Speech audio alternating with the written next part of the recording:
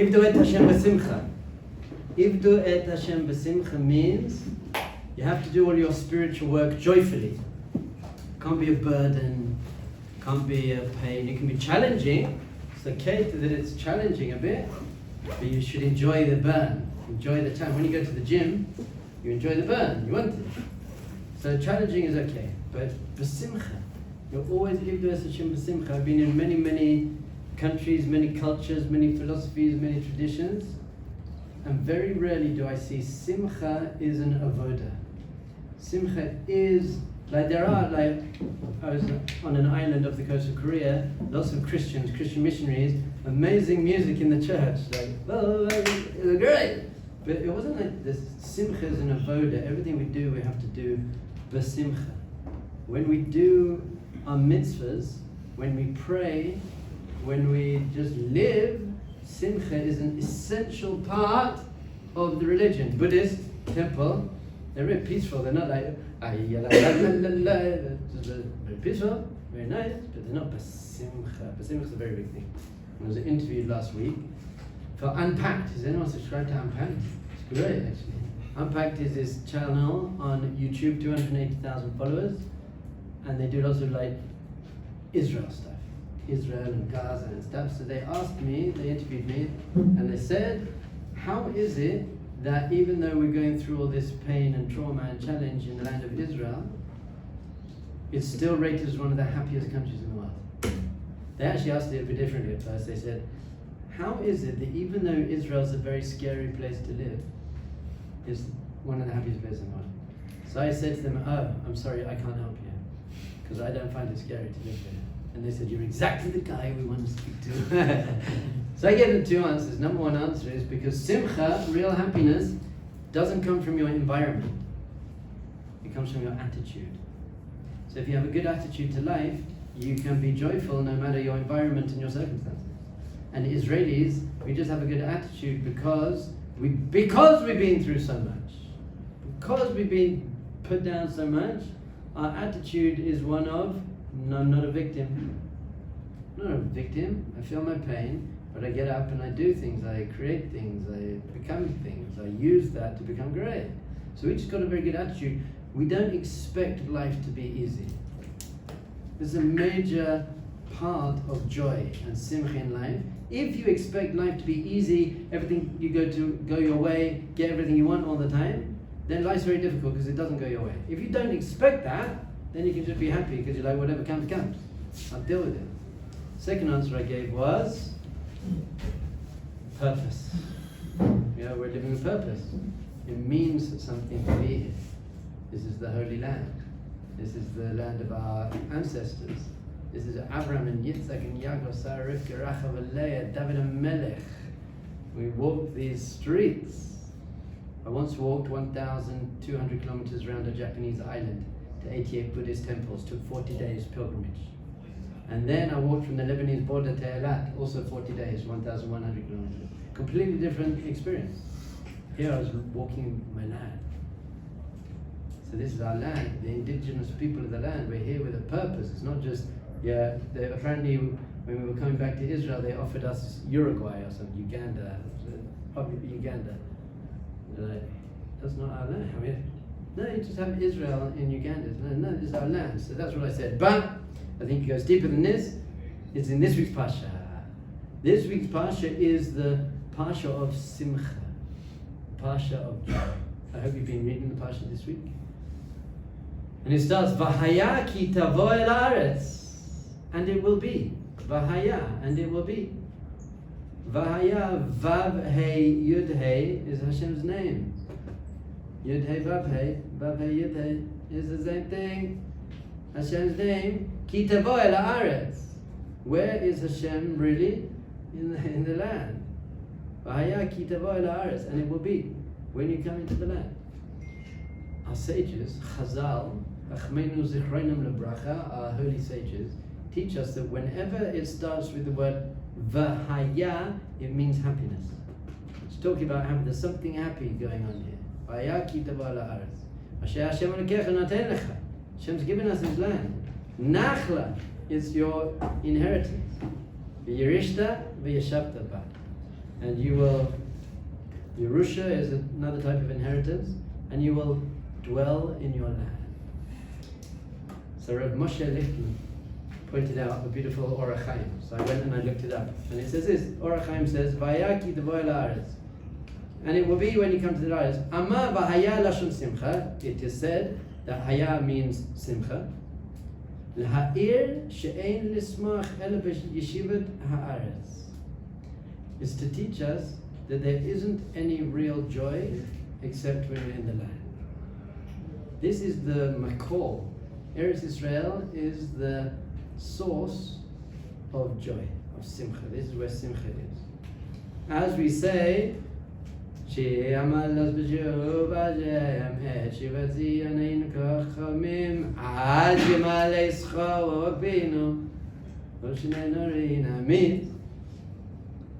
when Hashem brings us back to Zion, Jarastafari, Jerusalem, and Zion,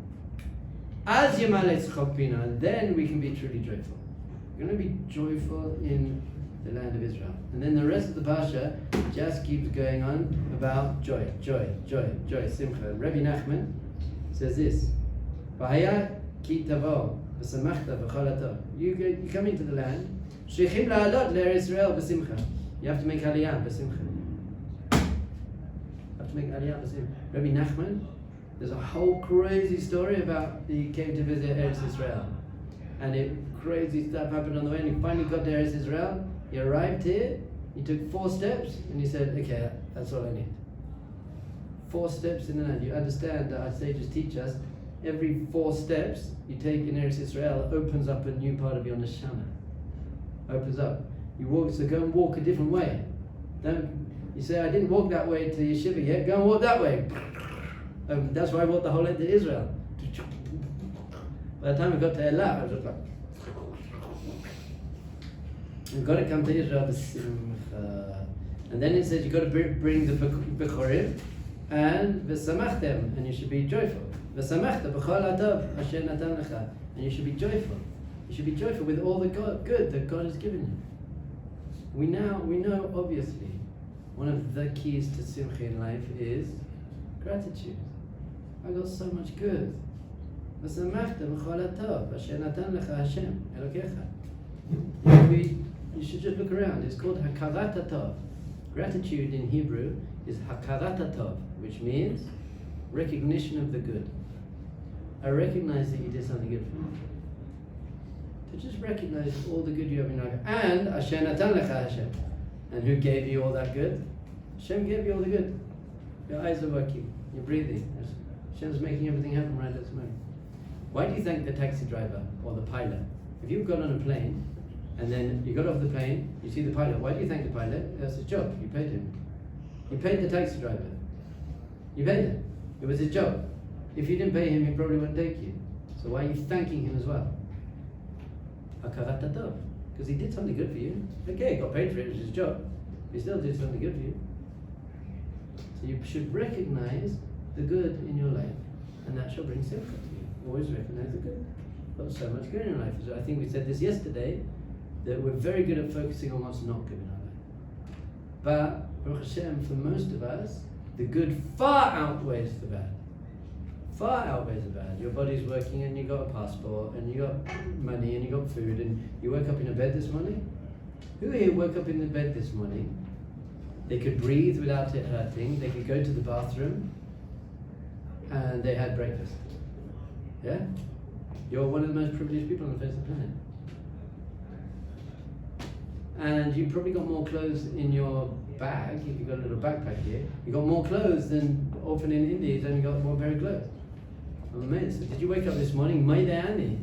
I'm so grateful. Maidani is amazing. Did you lie in bed just for a minute this morning and be like, oh my goodness, I woke up in a bed again? That's crazy. Hold on. Did you go up to the tap and you were like, ah! Water! Water came out of the tap! I don't have to walk for 2 kilometers with a bucket to go and get water. And then that's all the water I have today. Drinking, washing, laundry, cooking. Sometimes I do that, it's a bit crazy, but I just go up. It was easier because I lived in lots of villages where we didn't have water. You had to walk to get the water. So now I tried to keep appreciating it. Again, because it's easy to, okay, I get that. Great, Rabbi, but the water's there every time. Now, what if you went to the tap and there was no water? You'd freak out. You'd be like, Beis Midrash chat. Oh, the water's not working. Oh, it's so terrible. Oh. Okay, well. How even worse? You got to turn on the shower, no hot water. Oh, other people, they're so selfish. They're taking up all the hot water. I also need a shower, too. It's Shabbat for me as well. Why don't you just turn on the cold water? Be like, well, I got cold water. That's amazing. Most people don't have showers, cold water, hot water. Akarat Tov. See all the good in your life. Oh my goodness. Rav Moshe Lichtman also pointed out an amazing thing. Birkat Kohanim. Birkat Kohanim, you had it this morning, if you were in shul. Every single morning in Eretz Israel, the Kohanim get up and they bless the congregation. In Chutz La'aretz, in Ashkenazi communities, the Kohanim only do the blessing on the Chagim. So basically 3 times a year. The Kohanim do it 4, 5, whatever. Very, very few times. Why is that? Because the Ramah says that in order to do Birkat Kohanim, you have to be besimcha, you have to have real joy. There's only real joy in Chutz La'aretz on the Chagim. But in Eretz Israel, every day. Every day, it's joyful, let's do Birkat Kohanim. Sfadim outside the land do it every day, because Sfadim are more intrinsically connected to the land. You can be connected to the land even outside the land. We know famously Chazal, our holy sages, teach us that Mi shada b'chutz la'aretz ki'ilu ein lo Elokah. Anyone who lives outside of the land of Israel as if he doesn't have a God. Because Hashem's let's rebuild there. Now obviously, the Chavetz Chaim and Rav Moshe Feinstein and the Baal Shem Tov and the Lubavitch Rebbe, and they lived outside Eretz Israel, so don't be like, they had a God, very big. It's because they were connected to Eretz Israel consciousness. So you can live in Chutz La'aretz, but you have to be at least yearning for Eretz Israel. You have to have Eretz Israel consciousness. It is something. I can't be there right now, I have to look after elderly parents, I've got a job. There are reasons to be outside the land of Israel. I'm not one of those rabbis who's like, you must all be here right now. I think everyone should be kind of, at least in their heart, a little bit yearning to be here. This is, when I wanted to study Taekwondo, I went to Korea. When I wanted to study Aikido, I went to Japan. Yoga, I went to India. If I want to be a Jew, I'm coming to Israel. No, it makes sense. That's the place to do it. So here we go. Our Parsha, I underlined them all, but I can't find them all. But fine, our Parsha keeps saying, Simcha, Simcha, Simcha. So here we go. Here's a couple of keys to our Simcha. One is, Judaism teaches that Simcha, joy, is actually your essence. If there was nothing getting in the way, then you would just naturally feel Simcha. Rav Shimshon Pinchas has an amazing sefer, Sharon B'Tefillah, lots of amazing svarim, the gates of prayer, and he speaks about that and he says, Simcha isn't a tnuat hanefesh. It's not a movement of the soul, it's not a character trait, it's not an emotion. Simcha is the essence of your soul. That is the state of your soul. Love and joy is your soul. But then we get all our stuff covers it up. So if we could just return to being able to Yishuv Hadat, we spoke about this before, to settle your mind, then you would go to the natural place of Simcha. It's just like Eretz Israel is the physical place in the world of Simcha. Your most internal, essential being is Simcha. So that's what we want to try and do. I often give the example of a baby. A baby is always besimcha, unless it's hungry or it does something in its diaper. Unless there's some unpleasant experience that is getting in the way of their simcha, babies are always besimcha. This is so too with you. If there's no unpleasant experience getting in the way of your natural joy, you would feel joy all the time. You just have this unpleasant experience happening all the time. It's called your mind. Your mind is a very unpleasant experience happening all the time. It's ruining your simcha. That's why babies are besimcha, because they don't have a mind. They don't feel. They just experience. So experience is great, unless you're hungry or whatever. So let's look into Rabbi Nachman. It says this. There's a pasuk in this week's Parsha that says this: Hayam hazeh Hashem Elokechem mitzavacha la'asot et hachukim ha'eleh. On this very day, Hashem is commanding you to do these special laws. Rabbi Nachman. Zeh klal gadol ba'avodat Hashem. This is a very big lesson and rule in your spiritual work. Shelo yasim leneged einav ki im ota hayom. That you don't place before your eyes anything apart from now, today. Deal with today. People make a very, very big mistake and they get very overwhelmed. There's so much to learn, there's so much to do, I've got to grow so much, I've got so many character traits to work on, I don't know so much about Judaism, there's so much halakha to know, people know more Gemara than me, and that is very, very disempowering. Rabbi Nachman says it's a very big thing that you should say to yourself, what's my next step in front of me now? Never compare yourself to a tzaddik. Well, look how great the Rosh Hashanah is, how much well, he's been alive for much longer than you, and he's been learning for much longer than you. You say, what's my step today? Where am I meant to try and get to by the end of today? Did lots of hiking in the Himalayas. If you look at the top and you're like, I'll never get to the top, you just put your head down. When I did this Shul Israel, what Israel National Trail, you're in the desert, a very hard walk in the desert, I would look down. I just look down and just move. And then at some point, my legs, I wasn't moving my legs, my legs were just going. Now sometimes you have to look up as well. Okay, where am I going? What's my purpose? That's okay. To have a meichin de gadlus, to have a broader perspective. To see, okay, I have a goal, there's somewhere I'm going, but then get your head down and then take my next step. What's my next step? Where do I need to go now? Very important when you're doing tshuva at this time of year. Not to think, right, I've got to be perfect. I've got to turn up at Rosh Hashanah and show Hashem that I'm perfect. You're not perfect. Be real. Hashem wants you to be real. Just be a bit more perfect today than you were yesterday. Ki. Because when you want to enter Avodas Hashem, Rabbi Nachman always speaks like this. When you want to enter Avodas, it's actually Rabbi Nachman's main disciple. Teaching is teaching. When you want to enter Avodas Hashem, spiritual work is something you enter. It's like, I'm on the boat. It's not in and out. You know, I'll try a little bit. Once again, with the balance of, I'm going to take steps. But you've got to get on the boat. Just get in the boat. Once you're on the boat, then you've got to start rowing.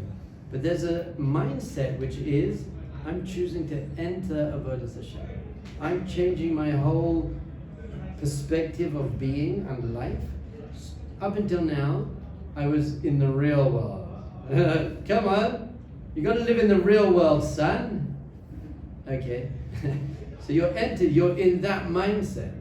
At some point in your life, which if you haven't already, is now, enter Avodas Hashem.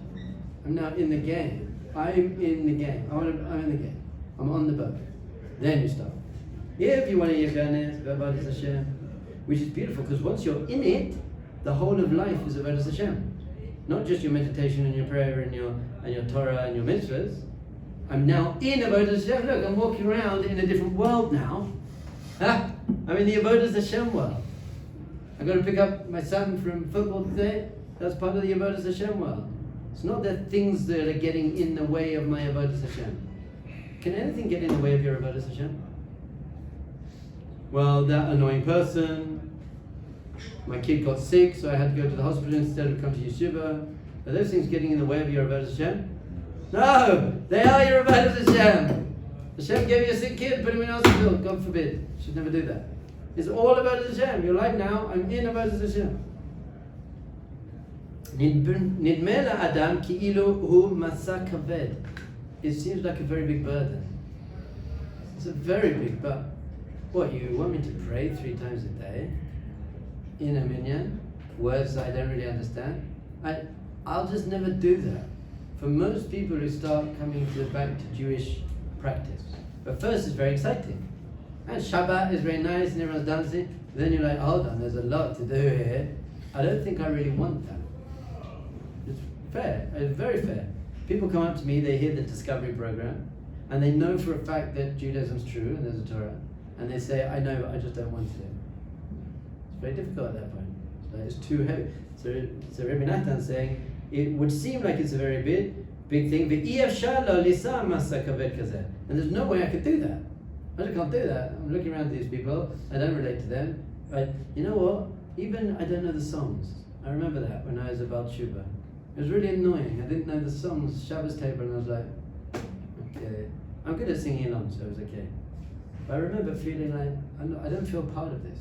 Whereas I know the songs at home, I know whatever music I was listening to, Cypress Hill.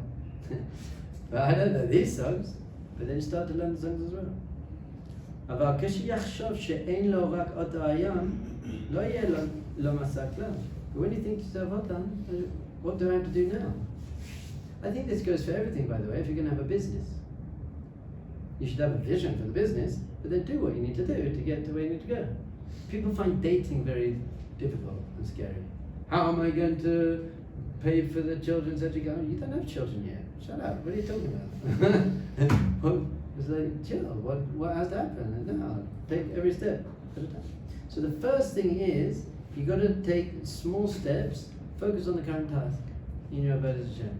And that takes away the stress and the pressure and the comparing to other people and the guilt and the fear, and then you can do it Hashem b'simcha. That's joyful. I like this next step. I'm just going to say Shema. Like many people. It happened again a couple of weeks ago. Someone just kind of came to Judaism, said, I can't say the whole of Shachris. Would it be okay for me just to say the Shema, and I'll say the Amidah in English? You know, is that okay? I was like, you didn't know what the Shema was 3 weeks ago. That'd be amazing. Hashem was like, that's beautiful. And understand, you're only judged on your level. Hashem is not judging you on the Rosh Yeshiva's level.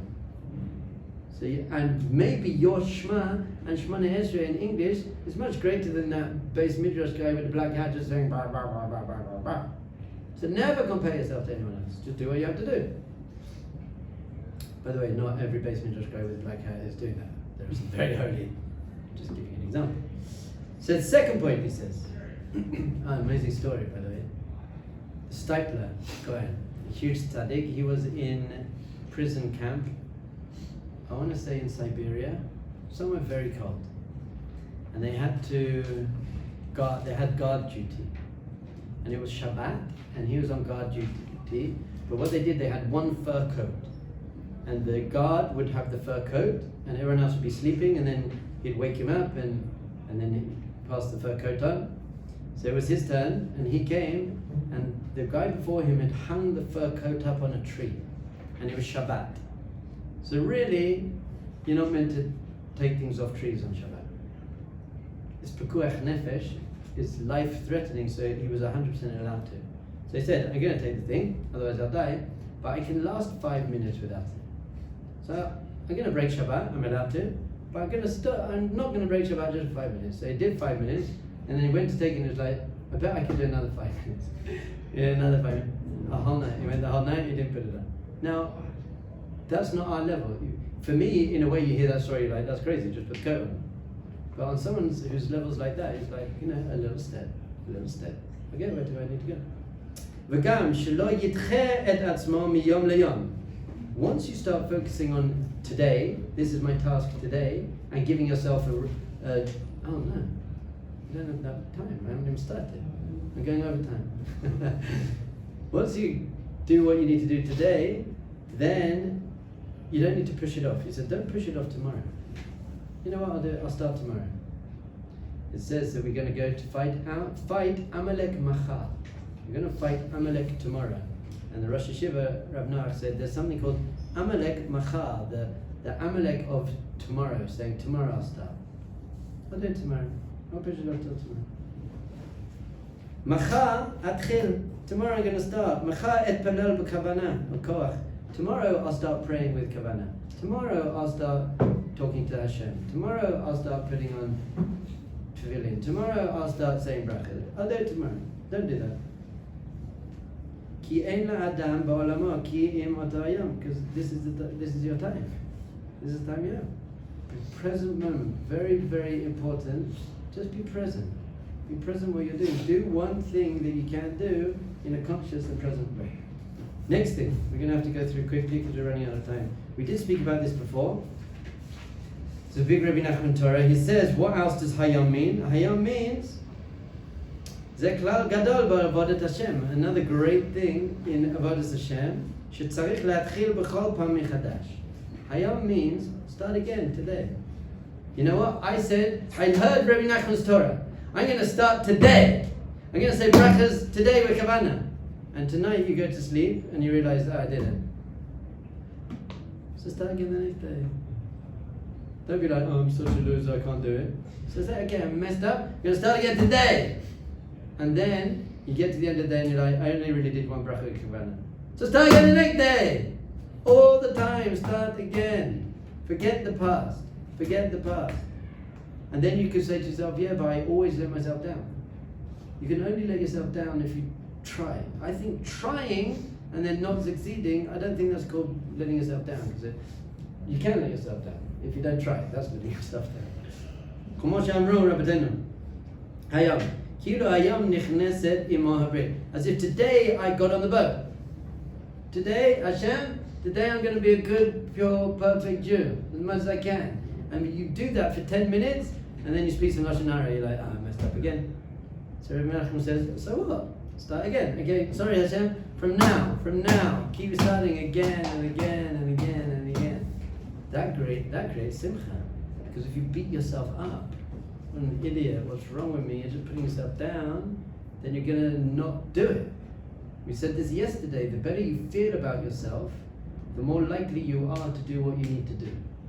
If you feel good about yourself, you say, well, I feel good, so I'm going to do the right thing. If you feel good about yourself, you don't do the wrong thing because you're like, that's below me.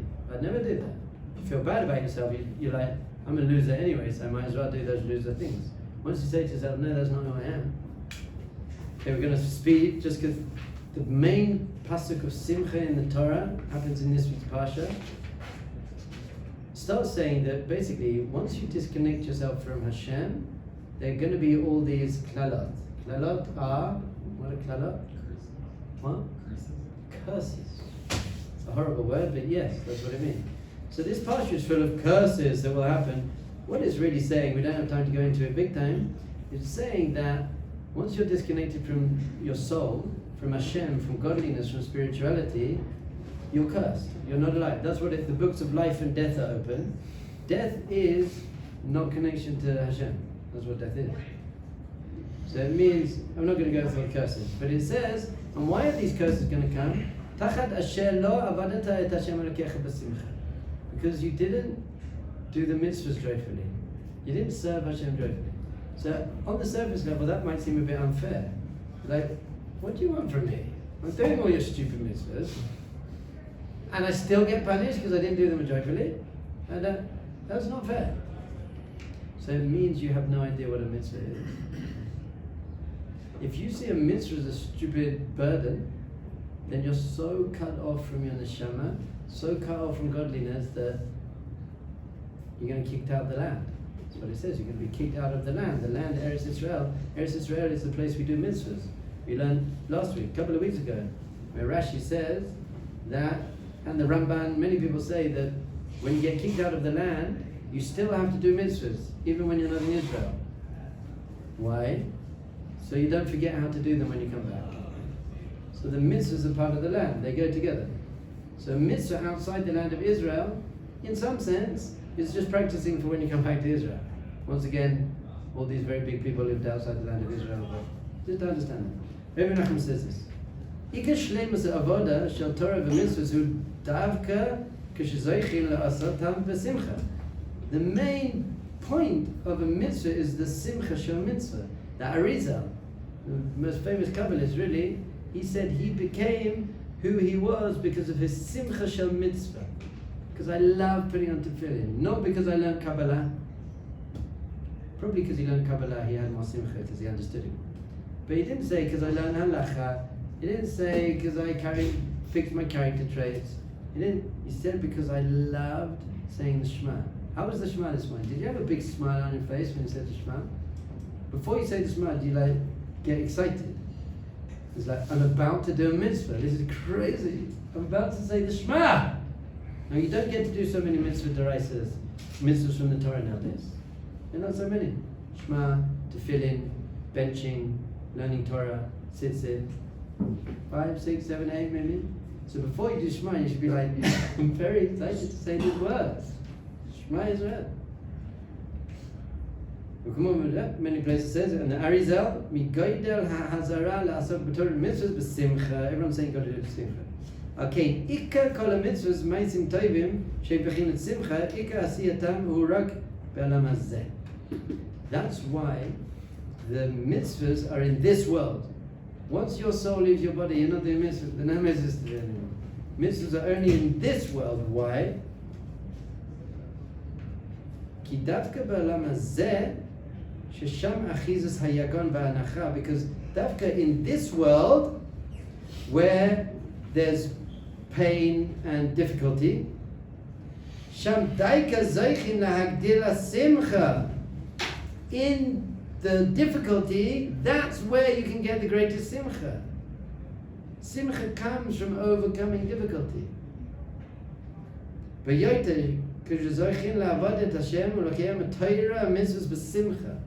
You can face all the trials and tribulations of this life, your Yetzer Hara. He's really talking about the trials and tribulations here, your Yetzer Hara, and your physical cravings, and your ego cravings, and your society cravings, and all of that. If you can overcome that, and you don't get your simcha from pizza and Netflix, you get your simcha from tefillin and mincha, that's the greatest simcha, and that can only be in this world. Where are you drawing your pleasure in life from? Is it in temporary superficial stuff? By the way, you can have pizza. But what is giving you joy? Good as the Torah. Again, finally, the last thing I found it very sweet, I think. We'll finish with this. Simcha. It's a very, very important point when we're speaking about simcha. The simcha isn't selfish. I used to go clubbing a lot in England. Camden Palace, terminals at the gallery by King's Cross Station. Clubbing all night. And I used to be very joyful there. But if you've got a guy in a club and he's like all about himself, that's not called simcha. That's called he's high on whatever he's high at. Someone who's really besimcha wants everyone else to be besimcha as well. Going up to the other guy and saying, how you feeling? You okay? What do you need? How can I be there for you? Truly happy people want everyone else to be happy. That guy in the party, it's selfish all about him. That's not called simcha. That's just called, I'm getting pleasure from being the man. I'm the man. Truly happy people, you're going on a trip today?